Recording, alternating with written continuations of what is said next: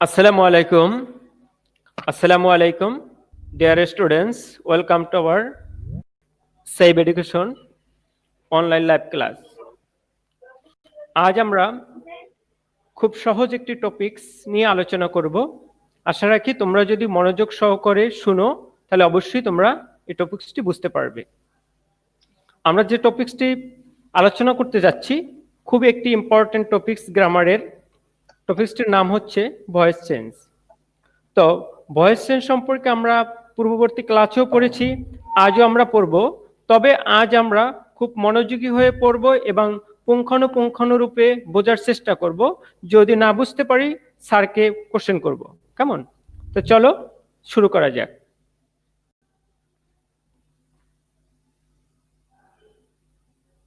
Voice voice যদি শিখতে হয় স্যার লেখাটা আরেকটু বড় করেন।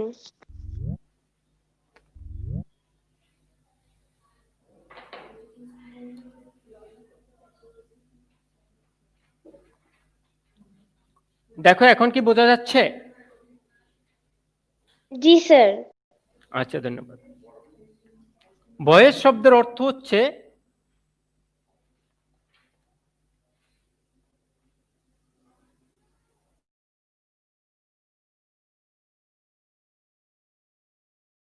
আমাদের সর্বপ্রথম যে জিনিসটি জানতে হবে ভয়েস শব্দের অর্থ। ভয়েস শব্দের অর্থ হচ্ছে বাচ্য। ভয়েস শব্দের মিনিং কি? বাচ্য। তোমরা সবাই লিখে নাও ভয়েস শব্দের অর্থ কি? বাচ্য। সবাই লেখো খাতায়। ভয়েস শব্দের অর্থ কি? বাচ্য। ফার্স্ট যদি কোনো টপিক জানতে হয়, কোনো টপিক বুঝতে হয়, তাহলে সর্বপ্রথম তার মিনিংটা জানতে হবে। মিনিংটা জানতে হবে, কেমন? তাহলে আমরা এখানে ভয়েসের মিনিংটা কি? বাচ্য। এখন নেক্সট যে স্টেপ থাকে কোনো বিষয় জানার জন্য সেটা হচ্ছে ডেফিনেশন। এখন আমরা ডেফিনেশন সম্পর্কে একটু জানবো, কেমন? তোমরা আমার সাথে লিখে ফেলো। আমার লেখা শেষ স্যার হলে শোনা যাচ্ছে না।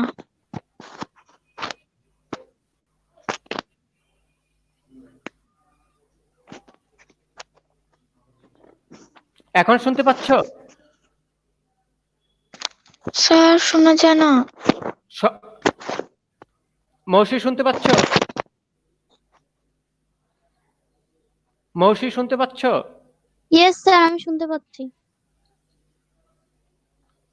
আচ্ছা, তাহলে দেখো আমরা এখন এটা ডেফিনিশন নিয়ে আলোচনা করব, কেমন? The voice refers to the form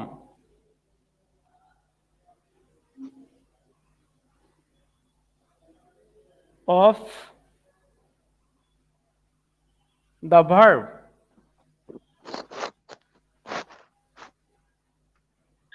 sir লেখাগুলো দেখা যাচ্ছে না। এখন the voice refers to the form, এখন দেখতে পাচ্ছ?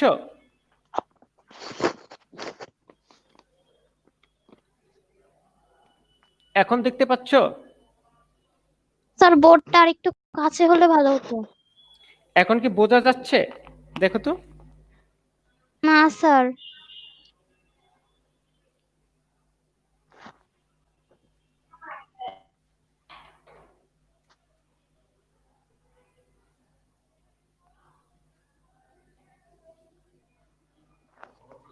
Which shows the weather, এখন বোঝা যাচ্ছে? এই লেখাগুলো বোঝা যাচ্ছে? Yes sir. হ্যাঁ, জি sir. Okay. shows the weather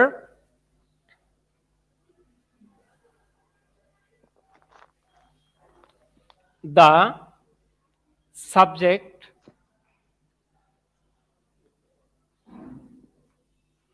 of a sentence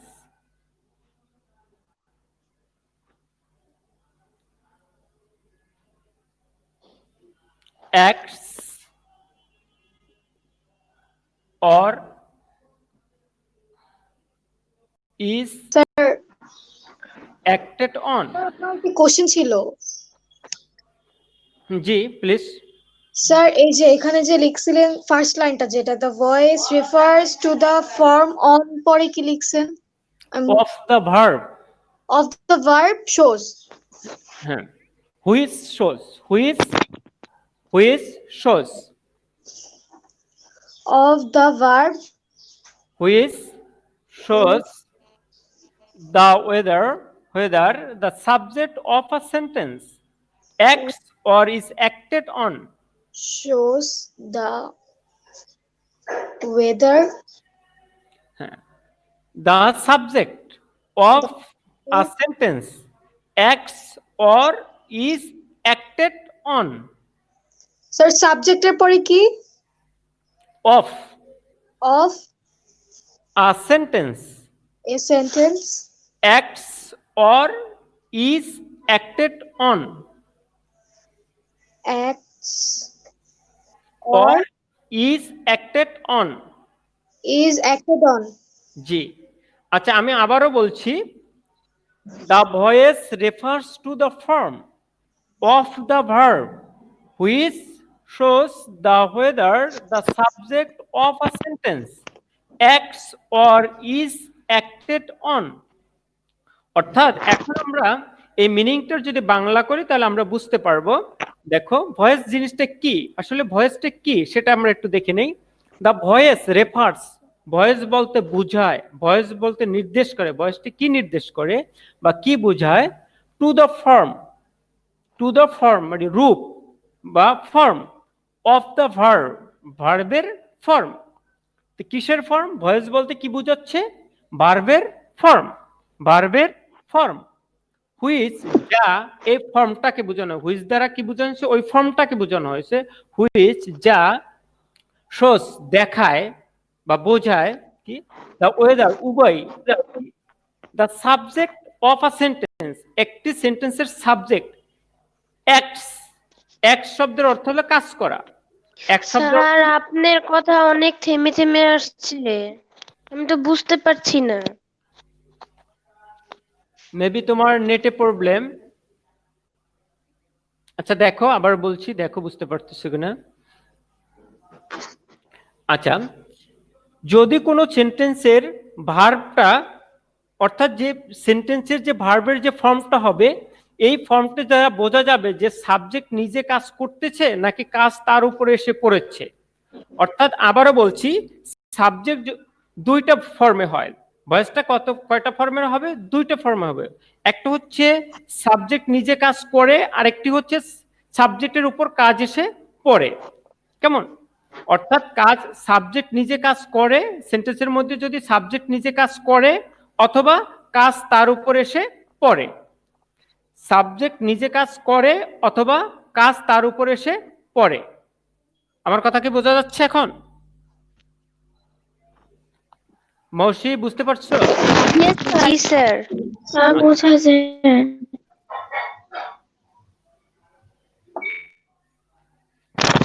তাহলে এখান থেকে আমরা বুঝতে পারলাম, দেখো যে একটা সেন্টেন্সের মধ্যে সাবজেক্ট সে নিজে কাজ করে অথবা কাজ তার উপরে এসে পড়ে, এখান থেকে আমরা আইডেন্টিফাই করতে পারি, এখান থেকে আমরা বুঝতে পারি ভয়েস দুই প্রকার, ভয়েস দুই প্রকার, একটি হচ্ছে অ্যাক্টিভ ভয়েস আর একটি হচ্ছে প্যাসিভ ভয়েস। অ্যাক্টিভ ভয়েস, দ্বিতীয়টি হচ্ছে প্যাসিভ ভয়েস।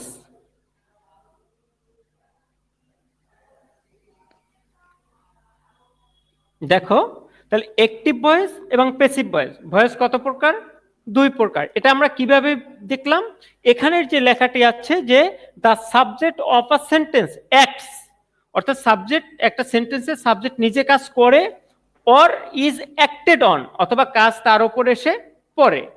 তাহলে দুইটা ভাবে হচ্ছে, একটা হচ্ছে কাজ সাবজেক্ট নিজে কাজ করে, আরেকটা হচ্ছে সাবজেক্টের উপর কাজ এসে পড়ে। তাহলে এই হিসেবে আমরা ভয়েসকে দুই ভাবে ভাগ করতে পারি, একটা হচ্ছে অ্যাক্টিভ ভয়েস, একটা হচ্ছে অ্যাক্টিভ ভয়েস, আর একটা হচ্ছে প্যাসিভ ভয়েস। এখন আমরা দেখব অ্যাক্টিভ ভয়েস কি এবং প্যাসিভ ভয়েস কি। কেমন, আচ্ছা অ্যাক্টিভ যে ভয়েসটি আছে, অ্যাক্টিভ ভয়েস হচ্ছে ওইটা যে সাবজেক্ট যদি নিজে কাজ করে তাকে কি বলে? অ্যাক্টিভ ভয়েস বলে। সাবজেক্ট যদি নিজে কাজ করে তাকে কি বলে? অ্যাক্টিভ ভয়েস বলে। আমি কি বলছি মৌসি বলো? সাবজেক্ট যদি নিজে কাজ করে তাহলে তাকে অ্যাক্টিভ ভয়েস বলে। Very good, very good. Subject যদি নিজে কাজ করে তাকে অ্যাক্টিভ ভয়েস, সেটা হবে ভার্বের যে ফর্মটি হবে সেটা অ্যাক্টিভ ফর্মে হবে।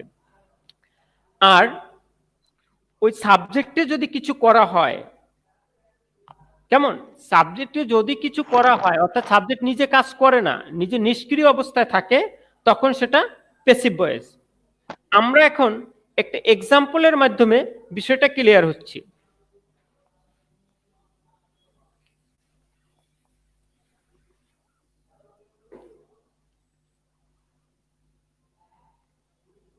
আমরা একটা সহজ এক্সাম্পল দেব বোঝার জন্য। কি একটি সবচেয়ে সহজ এক্সাম্পল যেটা আমরা সবাই পারি, ওই এক্সাম্পল দিয়ে আমরা বুঝবো আসলে কিভাবে অ্যাক্টিভ থেকে প্যাসিভ করব।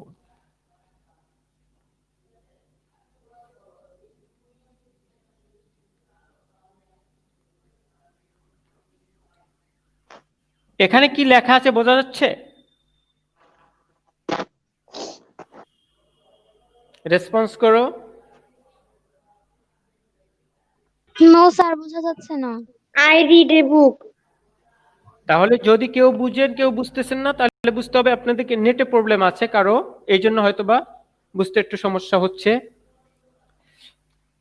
একটু দেখে নেন। তাহলে আমি এখানে কি লিখলাম? আই রিড এ বুক। অর্থ কি? আমি বই পড়ি। অর্থ কি? আমি বই পড়ি। এখানে দেখো, হ্যাঁ, আমি বই পড়ি।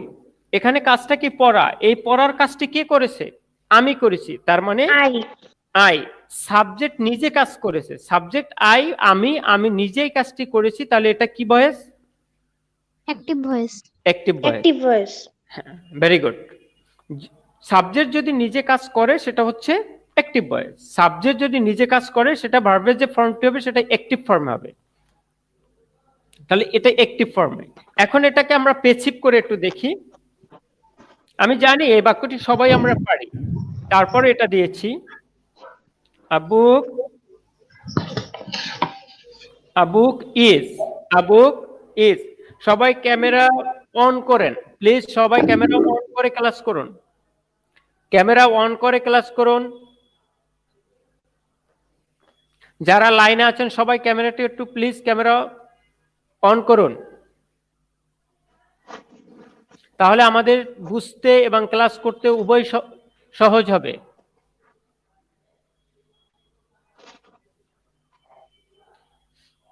A book is read এর past participle form, read by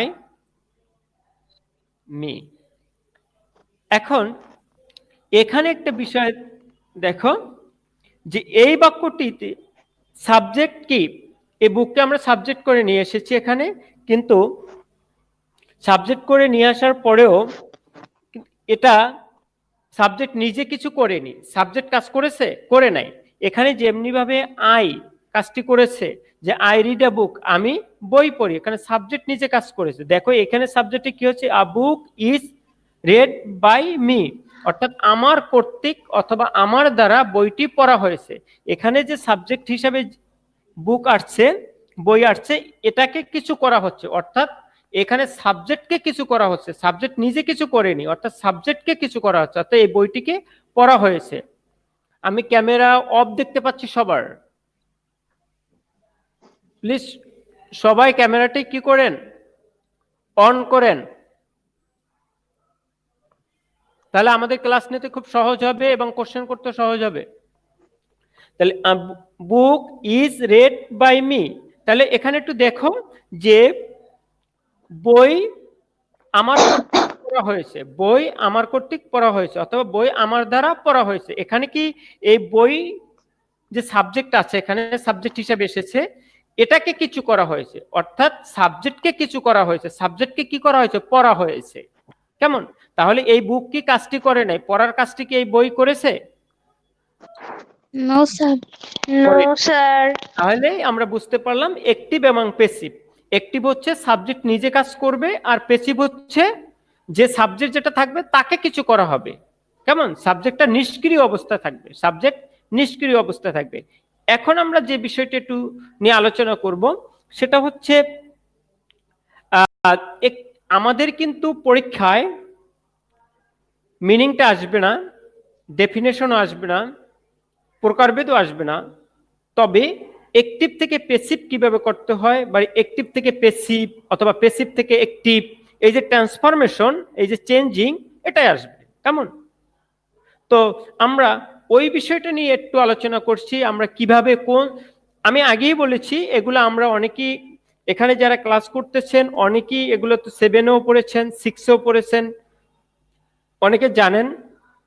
তারপরও এখন যে পুঙ্খানুপুঙ্খানু রূপে আমরা কিভাবে কি আসছে, অনেকেই আমরা বলতে পারি, অনেকেই বলতে পারি যে আই রিড আ বুক, এটার প্যাসিভ কি?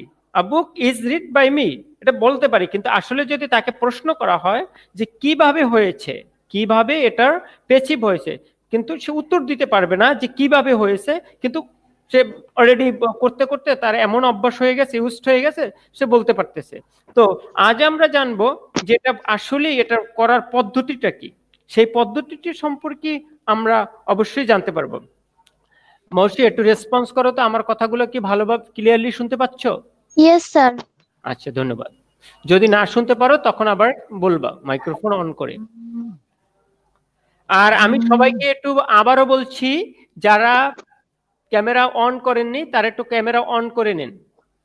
সবাইকে বলছি, যাদের ক্যামেরা বন্ধ আছে তারা কি ক্যামেরা অন করেন। এখন দেখেন আমি এটাকে কয়টা ধাপে করছি, কি করেছি আমরা একটু দেখে নেই। ফার্স্টের যে বিষয়টি আসছে এখানে দেখেন, এখানে লেখা ছিল আই রিড আ বুক, আমি এখানে বই লিখেছি, বুক এখানে দিয়েছি ফার্স্ট প্যাসিভ করার জন্য। তাহলে বুঝলাম কি অবজেক্টের সাবজেক্টের রূপ, কিভাবে অবজেক্ট পাবো, কিভাবে সাবজেক্ট পাবো, সেই বিষয়টা নিয়ে একটু পরে আলোচনা করছি। আমরা সর্বপ্রথম কি করেছি, অ্যাক্টিভ ভয়েসের অবজেক্টকে প্যাসিভ ভয়েসের সাবজেক্ট করেছি। অ্যাক্টিভ, আবারও বলছি, অ্যাক্টিভ ভয়েসের অবজেক্টকে প্যাসিভ ভয়েসে সাবজেক্ট করছি। তাহলে এই অ্যাক্টিভ ভয়েসের অবজেক্ট কি ছিল? এ বুক। তাহলে আমরা সেটাকে প্যাসিভে নিয়ে এ বুক লিখেছি। কেমন? তাহলে আমরা বলতে পারি বা আমরা লিখতে পারি যে অবজেক্টের সাবজেক্টিভ রূপ, তাহলে আমরা নোট করে রাখি 1 নম্বরে যে ফার্স্ট কি করলাম আমরা, অবজেক্টের সাবজেক্টিভ রূপ। অবজেক্ট এর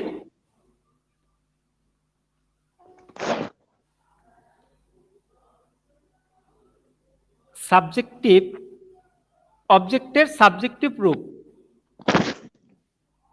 ফার্স্ট কি করলাম, অবজেক্টের সাবজেক্টিভ রূপ।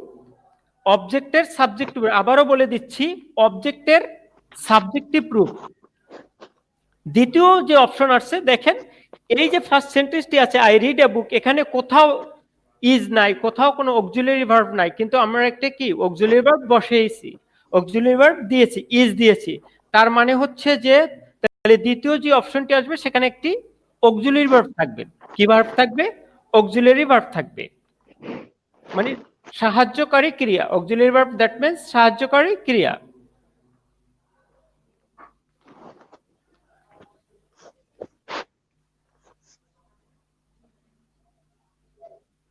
অক্সিলারি ভার্ব, কেমন? Auxiliary verb. থার্ড নাম্বারে আমাদের কি আছে, তবে এখানে একটু কথা বলে রাখি যে অক্সিলারি যে ভার্বটা আছে, সেটা আমরা ইচ্ছে অনুযায়ী বসানো যাবে না, সেটাকে টেন্স ফলো করে বসাতে হবে। কি ফলো করে বসাতে হবে? টেন্স ফলো করে বসাতে হবে। অর্থাৎ অ্যাক্টিভ বাক্যটি যেই টেন্সে আছে ওই টেন্স অনুসারে কি হবে, অক্সিলারি ভার্ব হবে। টেন্সের নাম্বার এবং পার্সন অনুসারে অক্সিলারি ভার্বটা হবে। আমরা সেই বিষয়টা নিয়েও আলোচনা করব যে কোন টেন্সের কোন অক্সিলারি ভার্ব হবে, আমরা পর্যায়ক্রমে সেই আলোচনাটি করব।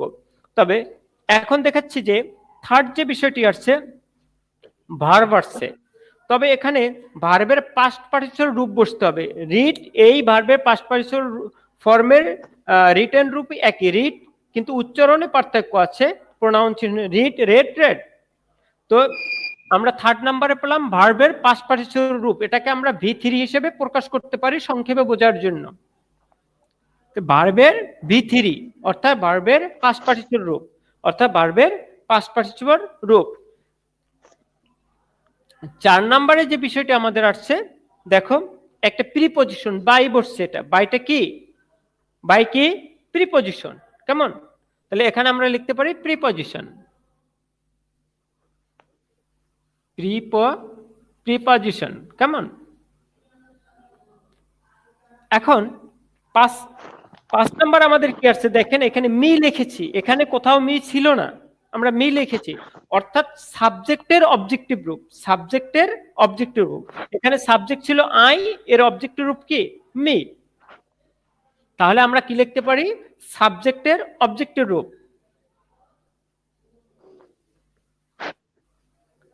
সাবজেক্ট এর অবজেক্টিভ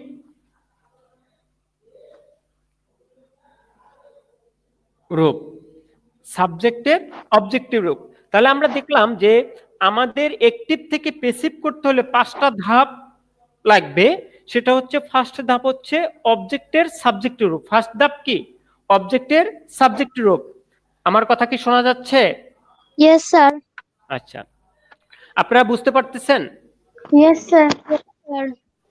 অবজেক্টের সাবজেক্ট রূপ, ফার্স্ট ধাপটা কি হচ্ছে, ফার্স্ট ধাপ কি অবজেক্টের সাবজেক্ট রূপ, সেকেন্ড হচ্ছে কি অক্সিলারি ভার্ব, থার্ড কি ভার্বের পাস্ট পার্টিসিপল ফর্ম অর্থাৎ V3, চতুর্থ ধাপ কি হচ্ছে প্রিপজিশন আসবে একটা, তারপরে 5ম নাম্বার যে ধাপটি আছে সেটা হচ্ছে সাবজেক্টের অবজেক্টিভ রূপ, সাবজেক্টের অবজেক্টিভ রূপ, কেমন? তাহলে এই 5টি ধাপ যদি হয় তাহলে আমরা অ্যাক্টিভ থেকে প্যাসিভ করতে পারতেছি, কেমন? এখন এখানে একটি জিনিস রয়ে গেছে, আমরা কিভাবে বুঝবো যে কোনটা অবজেক্ট আর কোনটা সাবজেক্ট। এইটা বোঝার জন্য খুব সহজেই আমরা অনেকেই বলে ফেলি, আমি যদি বলি যে এখানে যে I go to home,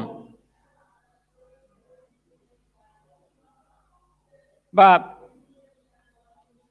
I go to school, এই বাক্যটা আমি যদি বলি এখানে প্রশ্ন করি, অনেকেই বলবেন যে স্কুল অবজেক্ট, আমি সবাইকে বলছি না, অনেকেই বলবে যে স্কুল অবজেক্ট। তারা মনে করেন, আপনারা অনেকেই মনে করেন যে সেন্টেন্সের শেষে যে ওয়ার্ডটি থাকবে সেটি অবজেক্ট। না, এটা ভুল ধারণা। কি ধারণা? ভুল ধারণা। কারণ অবজেক্টকে এখানে এই যে স্কুল, স্কুল কি না অবজেক্ট না, স্কুল কি না অবজেক্ট না। আমি সেটা বুঝাচ্ছি কিভাবে। আমরা একটা সেন্টেন্সের যে ভার্ব থাকবে, একটা সেন্টেন্সে কি থাকবে, যে ভার্ব থাকবে, দেখেন তো এইখানে ভার্ব কি রিড, ভার্ব কি রিড, এই রিড ভার্বকে কোশ্চেন করতে হবে, রিড ভার্বকে কি করতে হবে, কোশ্চেন করতে হবে সাবজেক্ট এবং অবজেক্ট পাওয়ার জন্য। কে অথবা কারা, আপনারা দেখেন কে অথবা কারা দিয়ে যদি ভার্বকে প্রশ্ন করি, কি দিয়ে, কে অথবা কারা, কে অথবা কারা দিয়ে যদি ভার্বকে প্রশ্ন করি, কে অথবা কারা দিয়ে যদি ভার্বকে প্রশ্ন করি তাহলে আমরা সাবজেক্ট পাবো।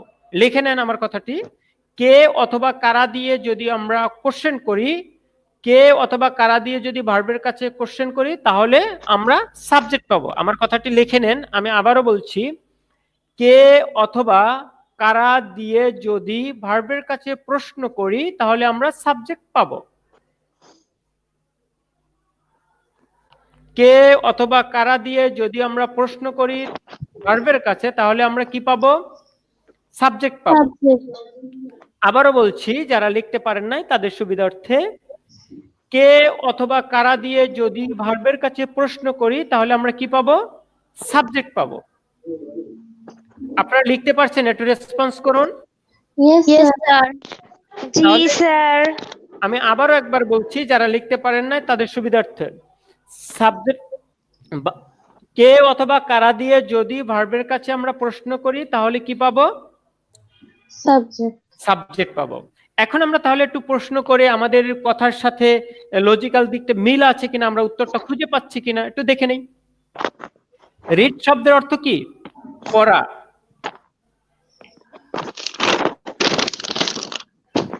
আছে না জাহান, তুমি একটু বলো তো এখানে রিড শব্দের অর্থ কি? আসেন পড়া। জাহান, পড়া। তাহলে আমরা একটু প্রশ্ন করি, কে পড়ে? আমি। হ্যাঁ আমি। তাহলে কে পড়ে এর উত্তরে যেটা পাবো, অথবা কারা পড়ে এর উত্তরে যেটা পাবো সেটা কি? সাবজেক্ট। সেটা কি? সাবজেক্ট। তাহলে রিড, কে পড়ে? কে আমি। পড়ে? আমি পড়ি। তাহলে এই আই হচ্ছে কি এখানে? সাবজেক্ট। সাবজেক্ট। তাহলে ফার্স্ট কি বুঝলাম? সাবজেক্ট আমরা পেলাম। এখন আমাদেরকে শনাক্ত করতে হবে অবজেক্ট। কেমন? মাইক্রোফোন একটু অফ করেন, মাইক্রোফোন অফ করেন। হ্যাঁ, মাইক্রোফোন অফ করলে সাউন্ড পলিউশন কমে যাবে। আচ্ছা, রিড ভার্বের কাছে আমরা এখন প্রশ্ন করে বের করব অবজেক্ট। রিড ভার্বের কাছে আমরা প্রশ্ন করে বের করব কি? অবজেক্ট। এখন প্রশ্ন করি কি অথবা কাকে? কি অথবা কাকে? কি অথবা কাকে লিখে নেন। রিড ভার্বের কাছে যদি কি অথবা কাকে দিয়ে প্রশ্ন করি তাহলে আমরা অবজেক্ট পাবো। ভার্বের কাছে কি অথবা কাকে দিয়ে প্রশ্ন করলে কি পাবো? অবজেক্ট পাবো। ভার্বের কাছে কি অথবা কাকে, ভার্বের কাছে কি অথবা কাকে দিয়ে প্রশ্ন করলে আমরা কি পাবো? অবজেক্ট পাবো। আবারও বলছি, ভার্বের কাছে কি অথবা কাকে দিয়ে প্রশ্ন করলে আমরা অবজেক্ট পাবো। কি অথবা কাকে দিয়ে প্রশ্ন করলে অবজেক্ট পাবো। লিখতে পারছেন? Yes sir. আচ্ছা, ইয়েস স্যার।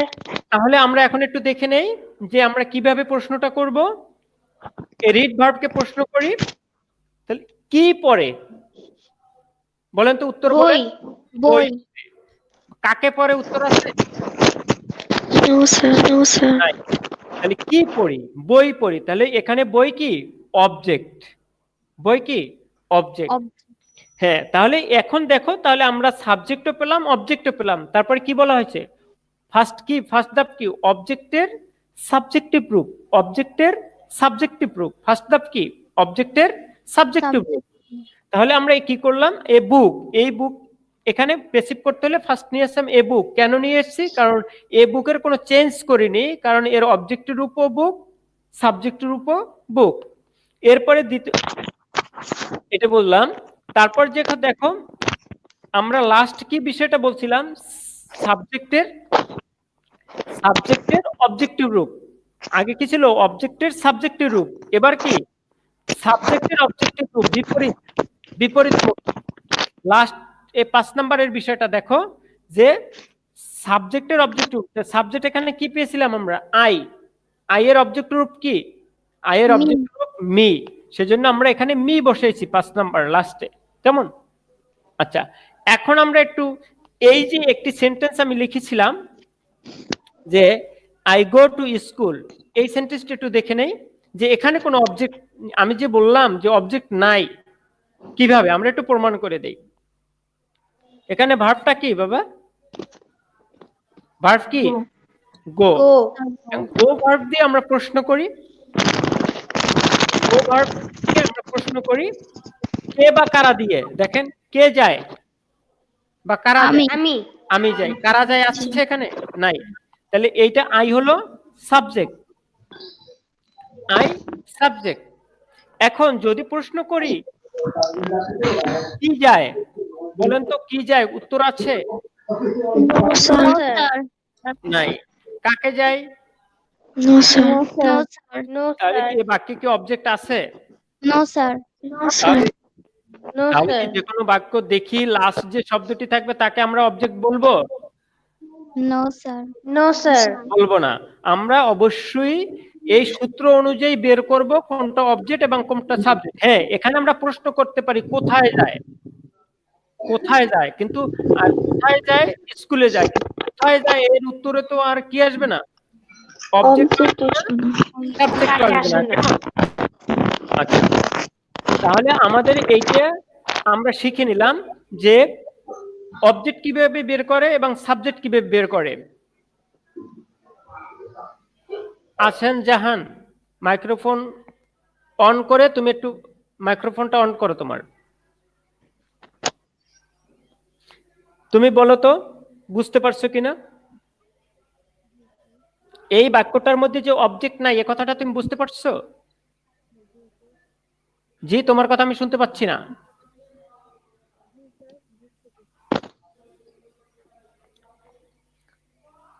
আচ্ছা, এই ধাপগুলো তুমি একবার বলো তো, যে আমরা অ্যাক্টিভ থেকে প্যাসিভ করতে হলে কি কি ধাপ আসবে আমাদের, কোন নিয়মে আমরা করব, এগুলো একটু বলো তো। এই যে 1 নম্বরে কি আছে বলো, একটু জোরে বলো বাবা। হুম,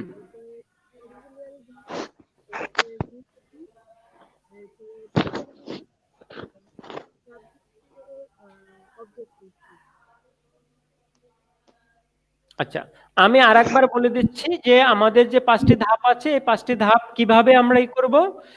অ্যাক্টিভ থেকে প্যাসিভ করতে হলে কি করতে হবে, ফার্স্ট হচ্ছে অবজেক্টের সাবজেক্ট রূপ, অবজেক্টের সাবজেক্ট রূপ। দ্বিতীয়টা হচ্ছে অক্সিলারি ভার্ব, সেটা কি অনুযায়ী হবে, টেন্স অনুসারে। দ্বিতীয়টি কি হচ্ছে অক্সিলারি ভার্ব, সে কি অনুযায়ী হবে, টেন্স অনুসারে। যে টেন্সে থাকবে সেই টেন্স অনুসারে আমরা অক্সিলারি ভার্ব বলবো। সেটাও আমরা নেক্সট ক্লাসে অবশ্যই আলোচনা করব। আমাদের এখন অন্য একটি ক্লাস শুরু হবে, সেই জন্য থার্ড কি হবে, ভার্বের পাস্ট পার্টিসিপল রূপ, অর্থাৎ সেটা আমরা V3 দিয়ে প্রকাশ করেছি। 4 নম্বরে কি হবে, আমাদের প্রিপজিশন। 4 নম্বরে কি প্রিপজিশন। 5 নম্বর যে ধাপটি আছে সেটা সাবজেক্টের অবজেক্টের রূপ। কেমন? আচ্ছা, তোমাদের ইংলিশে আজকে কারো কোনো প্রশ্ন আছে আমরা যতটুকু আলোচনা করলাম? No sir. জি না স্যার। যদি কারো কোনো প্রশ্ন থাকে তাহলে একটু কোশ্চেন করুন। জি না স্যার। কি থাকবে? প্রশ্ন নেই। জি, আচ্ছা, জি জি, কি থাকবে?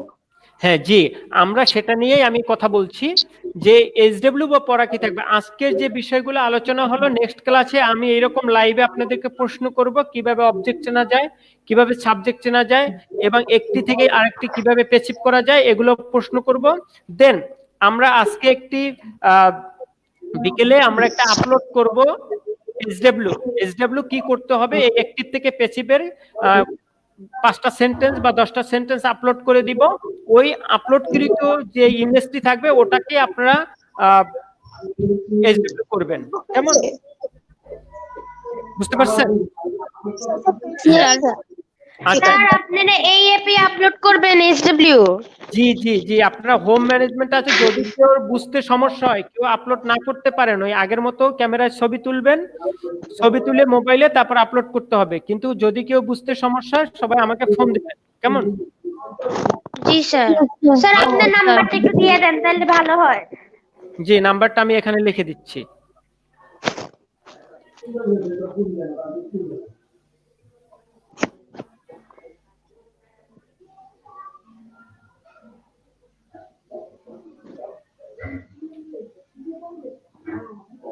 দেখেন তো বুঝতে পারতেছেন কিনা। জি sir. Yes sir. Anwar sir লিখে রাখেন জি স্যার। 01623456708। আবারও বলছি 01623456708। আচ্ছা, আজ এ পর্যন্ত ইংলিশ ক্লাস। তোমাদের সকলকে ধন্যবাদ সুন্দরভাবে ক্লাস করার জন্য। আসসালামু আলাইকুম স্যার। ওয়ালাইকুম আসসালাম। লিভ নেবেন না, কেউ লিভ নেবেন না। এখন বাংলা ক্লাস শুরু হবে, বাংলা ক্লাস শুরু হবে। জি স্যার। হ্যাঁ, ওয়ালাইকুম আসসালাম। এখন আপনারা সবাই বাংলা ক্লাস করবেন, আমাদের বাংলা স্যার এখন বাংলা ক্লাস নেবে। কেমন?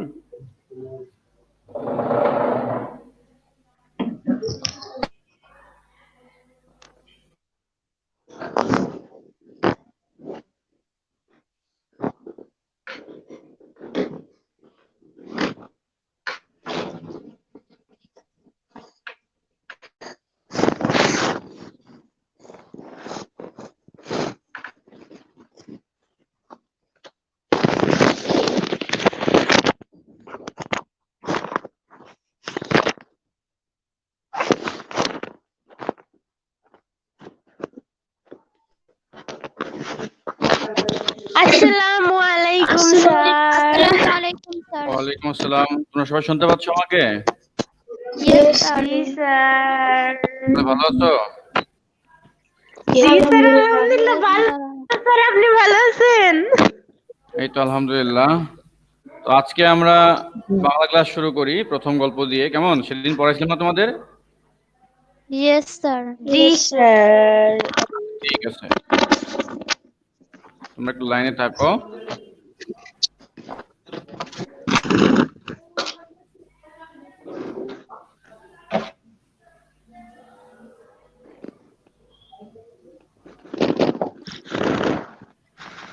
শুনতে পাচ্ছ আমাকে?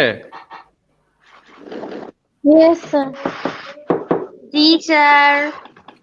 Yes sir.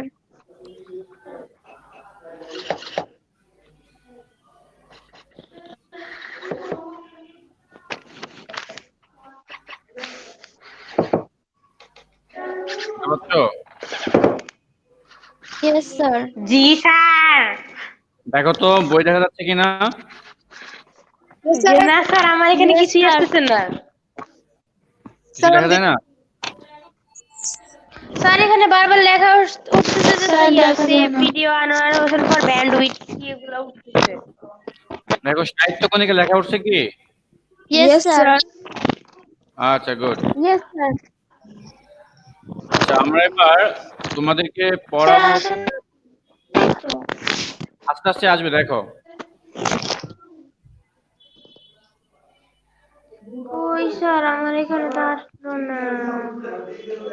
আসবে আস্তে আস্তে। কেউ কি দেখতে পাচ্ছ অতিথি স্মৃতি? Yes sir. না স্যার, আমি দেখতে পারতেছি না। ফাইল দেখতে পাচ্ছ না? No sir. আস্তে আস্তে যাবে, তোমার ওখানে নেট সমস্যা হয়তো। আর বাকিরা সবাই দেখতে পাচ্ছ? Yes sir. Yes sir. File দেখতে পাচ্ছ? স্যার আমার তো আসছে না। কে? সবাই দেখতে পাচ্ছ অতিথি স্মৃতি? Yes sir. জি স্যার। স্যার আমি ওকে, এখন আমি এটা পড়াবো এখন। হ্যাঁ, শোনো। দেখো, গতদিন তোমাদেরকে কিছু একটু পড়িয়ে দিয়েছিলাম, আজকে আবার শুরু করছি। এটা দেখো, স্যার এই গল্পের নাম। জি, স্যার আইডিয়াল আর মডেলের ক্লাস আলাদা আলাদা হচ্ছে? না না না, তোমরা আপাতত এটাই করছো, একসাথেই করো, ঠিক আছে? Okay sir. আচ্ছা দেখো, তোমরা গল্পটা দেখো। সবাই কি এটা দেখতে পাচ্ছ, অতিথি স্মৃতি? জি স্যার। ওকে, দেখো লিখেছে কে? শরৎচন্দ্র চট্টোপাধ্যায়। লেখকের নাম কি বলো? শরৎচন্দ্র চট্টোপাধ্যায়। আচ্ছা, এখন অতিথি বলতে কি বোঝায়? তোমরা সচরাচর বোঝো যে অতিথি বলতে আত্মীয় স্বজনকে বোঝায়, তাই না? জি স্যার। আচ্ছা, কিন্তু এই গল্পে অতিথি বলতে কোনো আত্মীয় স্বজন বা কোনো মানুষকে বোঝাচ্ছে না।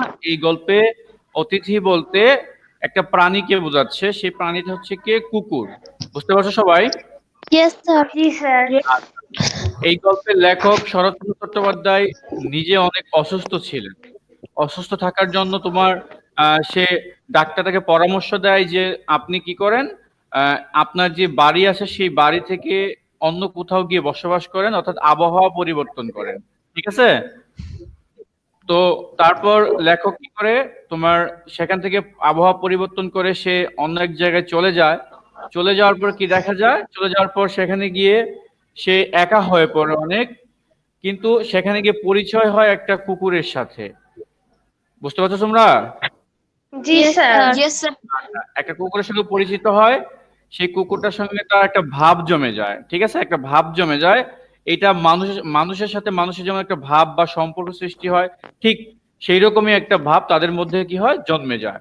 কিন্তু দেখো, আহ লেখকের সাথে সেই কুকুরের ভাব জমলেও লেখক যে বাড়িতে গিয়ে থাকছেন, সেই বাড়ির যে মালিক, তোমার যারা চাকর চাকরানি আছে, তারা সেই বিষয়টাকে খুব ভালোভাবে দেখে না, ঠিক আছে। এই কুকুর বারবার চলে আসে তার এখানে, কিন্তু তার মালিরা কি করে, তাকে খেতে দেয় না, এই করতে দেয় না।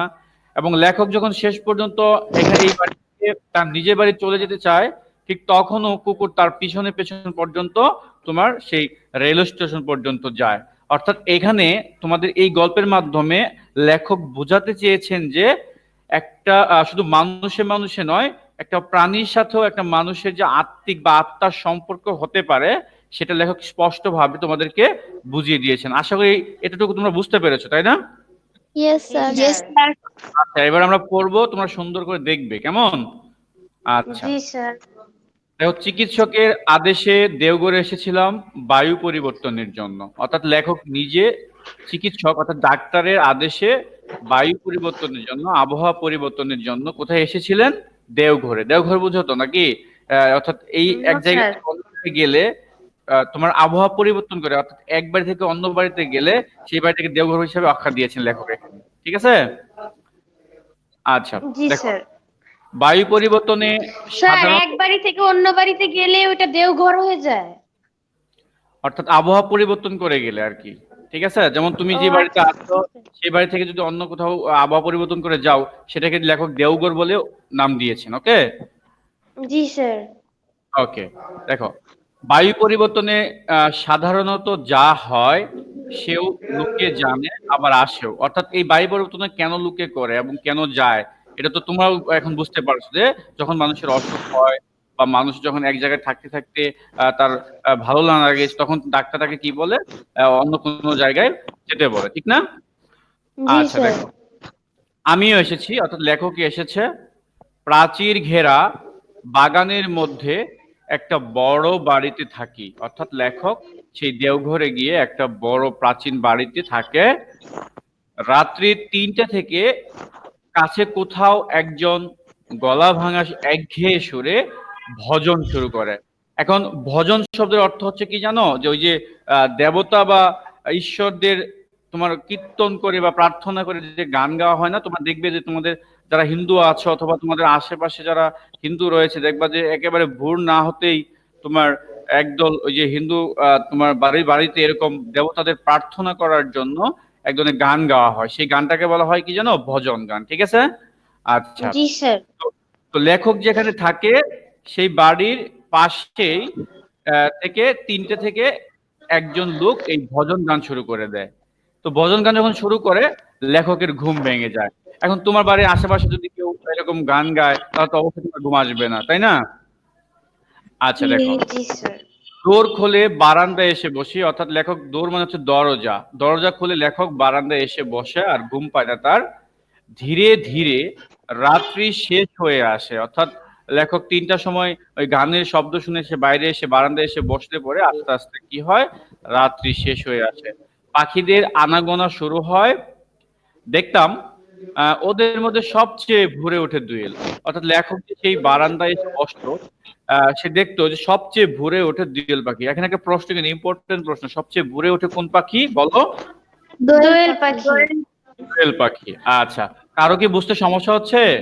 No sir. No sir. Okay, good. দেখো, অন্ধকার শেষ না হতেই তাদের গান আরম্ভ হয়। তোমরা দেখে থাকবে যে পাখিরা কিন্তু অনেক ভোরে ওঠে, সেই আজানের ফজরের আজানের আগে উঠে তারা এরকম কিচির মিচির গান আরম্ভ করে দেয়, ঠিক না? তোমরা হয়তো খেয়াল করতে পারো, দেখো কখনো কখনো, তাই না? আচ্ছা, জি দেখো, স্যার। তারপরে একটি দুটি করে আসতে থাকে বুলবুলি, শ্যামা, শালিক, টুনটুনি। হ্যাঁ, এবং পাশের বাড়ির আম গাছে, এ বাড়ির বকুল কুঞ্জে অর্থাৎ বকুল বাগানে, পথের ধারের অশ্বত্থ গাছের মাথায় সকলকে চোখে দেখতে পেতাম না, কিন্তু প্রতিদিন ডাক শোনার অভ্যাসে মনে হতো যেন ওদের প্রত্যেককেই চিনি। অর্থাৎ লেখককে প্রতিদিন এই যে আম গাছে, বকুল বাগানে, হ্যাঁ, পথে যে অশ্বত্থ বড় গাছটা আছে সেই গাছের মাথায় লেখক প্রতিদিন যে বারান্দায় এসে বসতো, দেখতো সেই সব গাছে এইসব পাখিরা ডাকছে। এখন তোমরা আমার বয়সটা অনেকদিন যাবত শোনো, হ্যাঁ, আমি আমি যখন কথা বলবো তোমরা অবশ্যই বুঝতে পারবা যে এই বয়সটা হচ্ছে আজাদ স্যারের, ঠিক না? Yes sir. ঠিক তেমনই ওই লেখকও তোমার এই পাখির ডাক প্রতিদিন শুনতে শুনতে অভ্যস্ত হয়ে গেল যে কে কোথায় ডাকছে। ওকে, আচ্ছা দেখো, এরপর দেখো, হলদে হলদে রঙের একজোড়া বেনে বউ পাখি একটু দেরি করে আসতো। দেখো, কোন পাখি দেরি করে আসতো বলো? হলদে রঙের একজোড়া বেনে বউ পাখি। বেনে বউ পাখি। এটা কিন্তু অনেক ইম্পর্টেন্ট প্রশ্ন এবং তোমাদের জ্ঞানমূলক এবং এমসিকিউ তে থাকবে কিন্তু। আচ্ছা, তাহলে দেখো, প্রাচীরের ধারের ইউক্যালিপটাস গাছের সবচেয়ে উঁচু ডালটায় বসে তারা প্রত্যহ হাজিরা হেঁকে যেত। অর্থাৎ এই ইউক্যালিপটাস, এই বেনে বউ পাখি, তোমরা বউ পাখি অনেকে হয়তো দেখেছো, হলুদ রঙের হয়।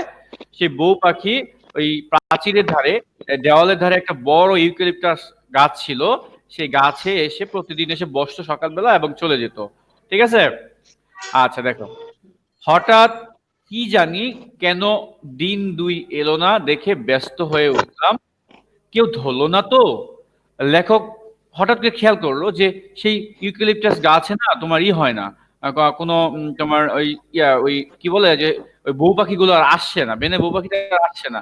তখন লেখকের মনে একটা খুব কষ্ট লাগলো বা শঙ্কা জাগলো যে আসলে এই পাখিটাকে তো কেউ ধরলো না। এদেশে তো বেদের অভাব নেই, পাখি চালান দেওয়াই তাদের ব্যবসা। হ্যাঁ, কিন্তু আবার পাখি দুটিকে ফিরে আসতে দেখে মনে হলো যেন সত্যিকারে একটা ভাব হয়ে গেল। আবার যখন ৩ দিন পরে বউ পাখিটি ফিরে আসলো, ফিরে আসার পর লেখক কি করলো, মনে মনে একটা শান্তি পেলো যে আসলেই এটাকে কেউ ধরে নেই। এই তোমরা একটু প্লিজ কি করো তো, ওই অফ করো, সাউন্ড হচ্ছে, কি সাউন্ড করছো? আচ্ছা, একটু মিউট করে দাও। হ্যাঁ, দেখো, এরপর দেখো, এটুকু সবাই বুঝতে পেরেছো? Yes sir. ওকে, এরপর দেখো, লেখক এই যে পাখিদের সাথে এরকম আনন্দ মজা সবকিছুই দেখে এভাবে দেখো কি হলো, এমনি করে সকাল কাটে লেখকের। কারণ লেখক তো যে বাসায় গিয়েছে থাকছে, সেই বাসায় তো তার কেউ নেই সেরকম আপনজন, তাই না? এই জন্য সে বারবার বারান্দায় আসে, রুমে যায়, বারান্দায় আসে, রুমে যায়, এরকম করে তার সকাল কাটে। বিকালে গেটের বাইরের পথের দ্বারে এসে বসি, অর্থাৎ লেখক বিকেলে গেটের বাইরে গিয়ে বসে, নিজের সামর্থ্য নেই বেড়াবার, যাদের আছে তাদের প্রতি চেয়ে থাকে। অর্থাৎ লেখক এতটাই অসুস্থ যে ঠিকভাবে হাঁটতেও পারে না, বেড়াতেও পারে না। ঠিক আছে? এই জন্যই যারা রাস্তা দিয়ে এরকম বেড়ায় তাদেরকে কি করে চেয়ে চেয়ে দেখে। আচ্ছা, লেখক কি দেখে দেখো, দেখতাম মধ্যবিত্ত গৃহস্থের ঘরে পীড়িতদের মধ্যে মেয়েদের সংখ্যায় ঢের বেশি। অর্থাৎ লেখক যে পথের ধারে গিয়ে বসতেন, সেখানে গিয়ে তিনি দেখতেন যে একদল মধ্যবিত্ত গৃহস্থের মেয়েরা বিভিন্ন রকমের রোগে আক্রান্ত হয়ে এই হাঁটতে বের হয়। ঠিক আছে? এই রোগটার নাম হচ্ছে তোমার বেরি রোগ বলা হয়, যাকে বলা হয়। এটা পা ফুলে যায়, এটা এই রোগ। প্রথমেই যেত পা ফুলু অল্প বয়সী একদল মেয়ে। ঠিক আছে? এরপর দেখো, বুস্তামেরা বেরির আসামি। অর্থাৎ লেখক পথের ধারে বসে থাকতেন, সেখানে তিনি দেখতেন একদল মধ্যবিত্ত ঘরের মেয়েরা অসুখে আক্রান্ত হয়ে তারা রাস্তায় হাঁটতে বের হতো। তারা কি রোগে আক্রান্ত? কেউ একজন বলো তো? বেরি রোগে। বেরি রোগ। গুড, বেরি রোগে আক্রান্ত। দেখো, ফোলা পায়ের লজ্জা ঢাকতে বেচারাদের কত না যত্ন। অর্থাৎ পা যে ফুলে গেছে, এই জন্য কেউ যদি দেখে ফেলে যে তাদের পা ফুলে গেছে, তাহলে তারা লজ্জা পাবে, তাই না? এই জন্য তারা কি করছে দেখো, মোজা পরার দিন, অর্থাৎ গরমের দিন, তারপরেও তারা অনেক গরমও পড়েছে, তবুও দেখি কারো পায়ে আট করে মোজা পরা, একেবারে পুরো পা, হাত পা সব মোজা পরা। ঠিক আছে? কেউ বা দেখলাম মাটি পড়ে কাপড় পরেছে।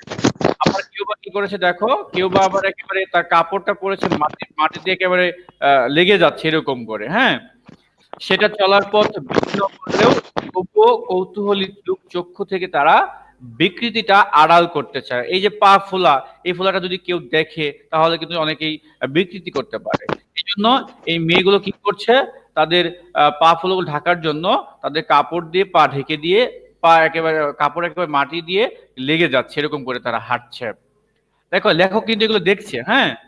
আর সবচেয়ে দুঃখ হতো আমার একটি দরিদ্র ঘরের মেয়েকে দেখে, অর্থাৎ লেখক যে সেই বিকেলে বসে দেখতেছে, সবচেয়ে সে দুঃখ পেত একটা মেয়েকে দেখে, অনেক গরিব ঘরের একটা মেয়ে, সে একলা যেত। সে সে কিভাবে যেত, কার সাথে যেত বলতো? একা একা। একা একা যেত কিন্তু। একা।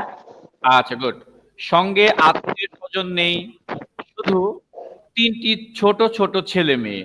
এখন তোমার প্রশ্ন হতো, স্যার একা কিভাবে, তাহলে তো ৩জন সাথে আছেই, কিন্তু ৩জন সাথে গেলেও এই ৩জন তার উপর নির্ভরশীল, তার ওই মেয়েটার উপর নির্ভরশীল, অর্থাৎ তার কুলে উঠে যায়। ঠিক আছে, এই জন্য তাকে এখানে একা বলা হয়েছে। বুঝতে পেরেছো?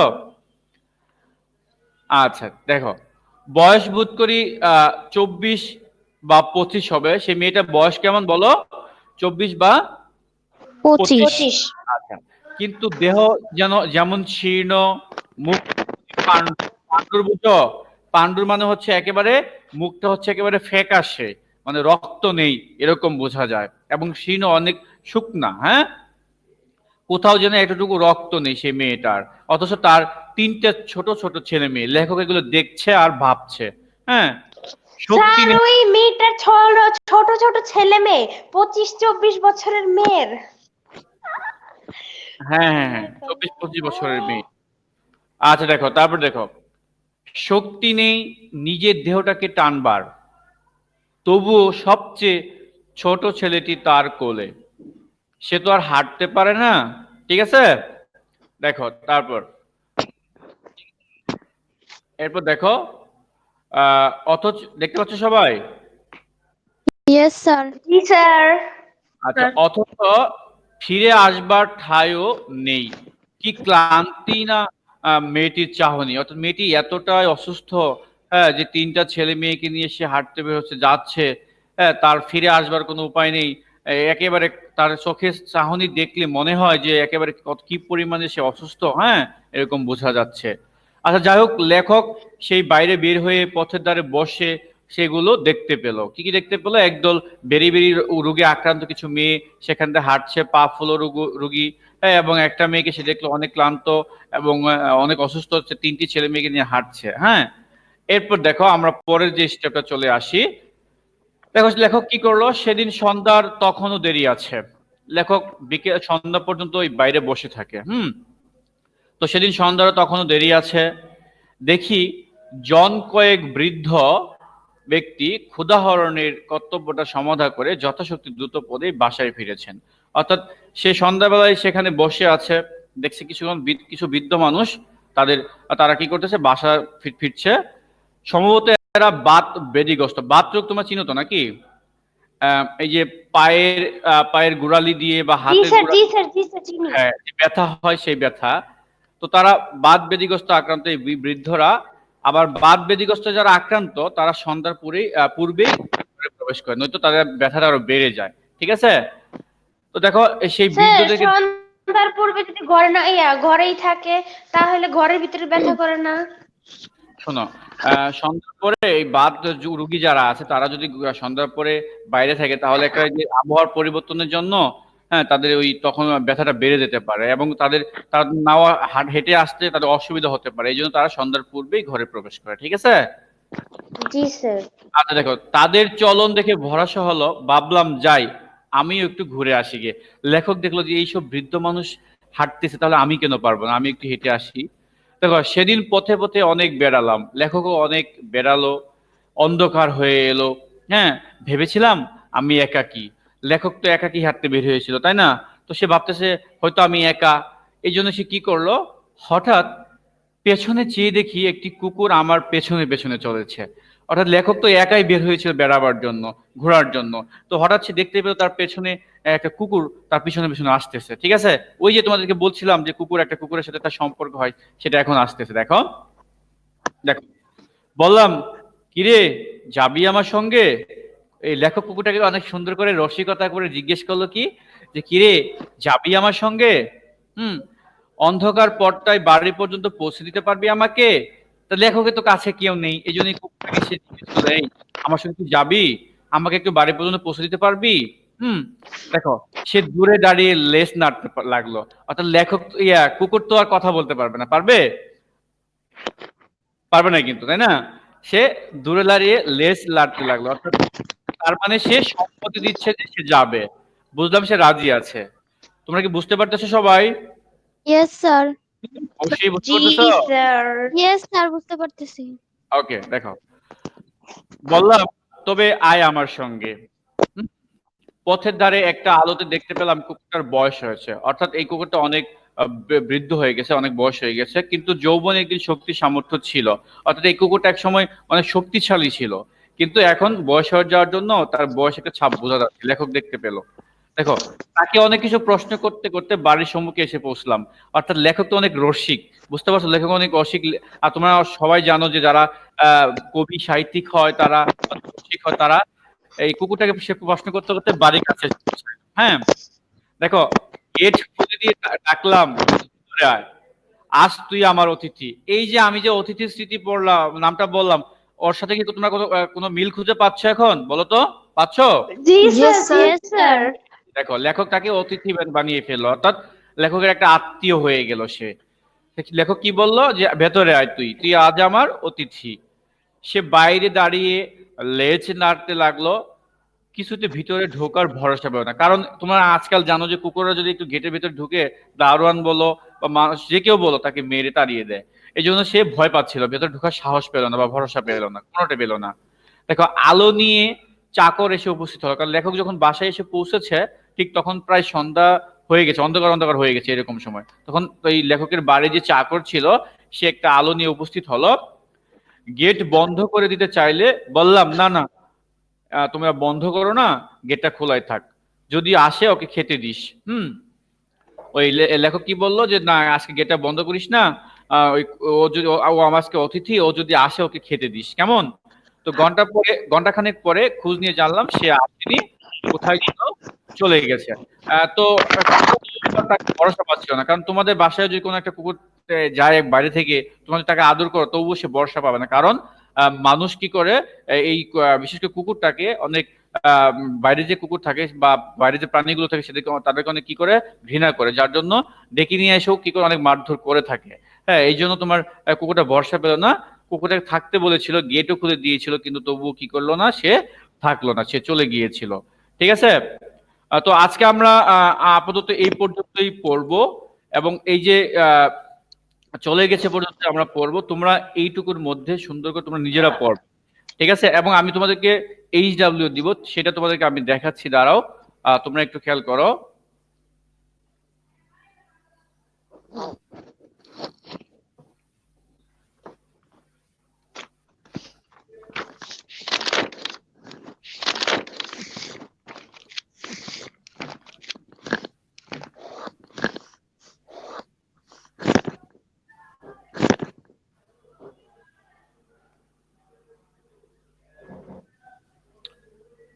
দেখো, তোমরা কিছু দেখতে পাচ্ছ? জি স্যার। Yes sir. বলো তো এখানে কি লেখা আছে, বলো। Safe safe education education family. Family. আচ্ছা, এখানে তোমাদের দেখো 5টা প্রশ্ন রয়েছে, আহ, শুনতে পাচ্ছ? Yes sir. জি স্যার। দেখো, চিকিৎসক দেওঘরে এসেছিলেন কেন? দেওঘরে লোকটি একঘেয়ে সুরে কি গান গাইতো? অতিথি স্মৃতি গল্পে সবচেয়ে ভরে ওঠে কোন পাখি? হ্যাঁ, এইসব প্রশ্ন দেওয়া আছে, তোমাদেরকে আমি HW দিয়ে দিব। তোমরা হচ্ছে HW করে আমাকে তোমার ওখানে পাঠিয়ে দিবে, তারপর তোমাদের দেখে দেবো, কেমন? আর বাসায় তোমরা স্যার, আপনারা কি গ্রুপে পাঠাবেন নাকি অ্যাপের ভিতরে আপলোড করবেন? ওটা স্যার তোমাদেরকে বলে দিবে, কেমন? জি স্যার। আর স্যার কয়টার মধ্যে এসডব্লিউ জমা দিতে হবে স্যার, সেটাও একটু বলে দিন। সেটাও সবকিছুই বলে দিবে, কেমন? জি তো স্যার। তোমরা কি বুঝতে পেরেছো আমার এই যতটুকু পড়ালাম এতটুকু? ইয়েস জি স্যার। স্যার। আশা করি ইনশাআল্লাহ তোমরা বাসায় ভালো করে পড়ো, Yes, স্যার। এবং হচ্ছে যে আমি ওই আগামী ক্লাসে সম্পূর্ণ সুন্দর করে পড়িয়ে দেবো, কেমন? জি স্যার। তো সকলে ভালো থেকো, সুস্থ থেকো। আর জি এখন স্যার। ক্লাস নেবে হচ্ছে আমাদের রবিউল স্যার, তোমরা তার ক্লাস করো, কেমন? জি স্যার। আসসালামু আলাইকুম আসসালামু স্যার। আলাইকুম। আসসালামু আলাইকুম।